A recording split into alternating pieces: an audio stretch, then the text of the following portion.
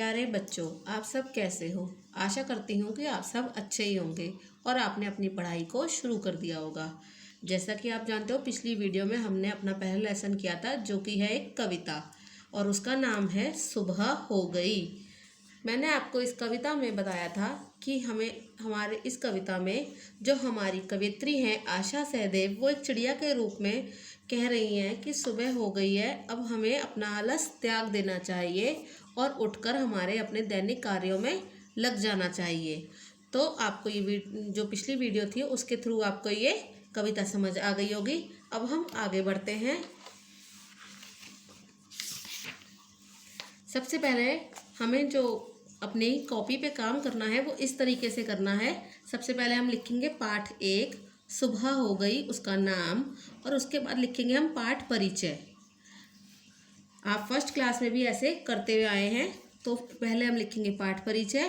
पाठ परिचय में हम हमेशा लिखते हैं कि हम इस कविता में या जो भी हमारा पाठ है उसमें हम क्या पढ़ने वाले हैं। हालांकि अब तो आप जानते हो कि हमने इसमें क्या पढ़ा था। तो मैं आपको इसका PDF भेज दूंगी और आप जिस तरीके से मैंने ये कार्य किया है, एकदम आपको भी ऐसे ही स्वच्छ और साफ राइटिंग में अपनी कॉपी में करना है। मैंने ये काम पेन से किया है, पर आप बच्चों ये काम पेंसिल से करें। मैंने ये काम पेन से इसलिए किया है ताकि जो PDF मैं आपको भेजूं वो आपको अच्छे से समझ में आ पाए। तो आज हम बात करते हैं हमारे शब्दार्थ की। शब्दार्थ और वाक्य। सबसे पहला शब्द है हमारा सुबह। सुबह का अर्थ होता है सवेरा।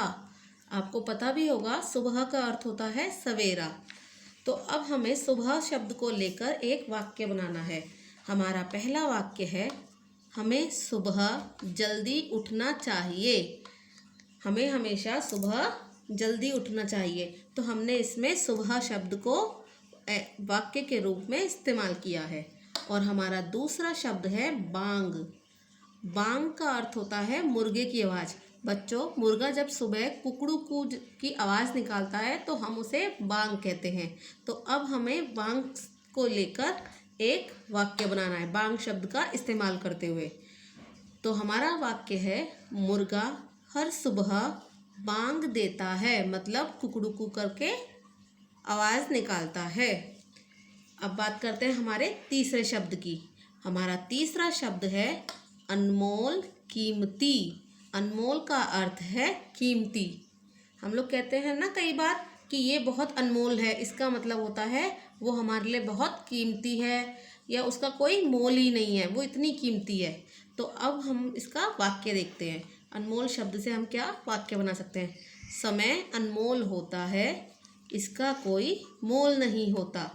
तो समय बच्चों बहुत अनमोल होता है। यदि हमारा समय व्यर्थ में बर्बाद हो जाए या निकल जाए तो वो दोबारा नहीं आ सकता, हम उसका कोई मोल नहीं लगा सकते। तो हमारा वाक्य है, समय अनमोल होता है, इसका कोई मोल नहीं होता। चौथा शब्द है हमारा खोना। खोना का अर्थ होता है बर्बाद करना। वाक्य है, जब हम कहते हैं ना कि ये चीज़ हमारी खो गई या फिर तुम तो ऐसी चीज़ टाइम पास कर रहे हो या बर्बाद कर रहे हो अपना समय या खो रहे हो अपने समय को, तो उसका अर्थ होता है बर्बाद करना। तो इसका वाक्य है, हमें व्यर्थ में समय नहीं खोना चाहिए। अब हमारा पांचवा वाक्य है रसोई। आप सब जानते होंगे रसोई किसे कहते हैं, पर फिर भी रसोई का अर्थ है वह स्थान जहाँ खाना बनाते हैं। आपको पता ही है, जहाँ पर हमारी मम्मी दादी या चाची मिलकर खाना बनाती हैं, हम सबके लिए खाना तैयार करती हैं, उस जगह को हम कहते हैं रसोई। तो हमारा वाक्य है, हमारे घर में एक बड़ी रसोई है। तो आपका आज का गृह कार्य है कि बचे हुए शब्दों का अर्थ आपको यहाँ से मिल जाएगा, उनको आपको इसी तरीके से वाक्य बनाने हैं। जैसे कि आपको डेरा पर वाक्य बनाना है, उसका अर्थ है जमकर बैठना। और आपको अंगड़ाई लेना पर वाक्य बनाना है, उसका अर्थ है शरीर को जोर से खींचना। आपको चंदा पर वाक्य बनाना है, चंदा का अर्थ है चंद्रमा। 5 शब्द अर्थ और वाक्य मैंने आपके लिए बना दिए हैं। बाकी के 3 आपको होमवर्क में करने हैं। आपको शब्दों के अर्थ मैं जो PDF भेजूंगी उसमें मिल जाएंगे। आपको वाक्य स्वयं बनाने हैं। बाय बाय बच्चों। आई होप आपको ये सेशन अच्छा लगा होगा।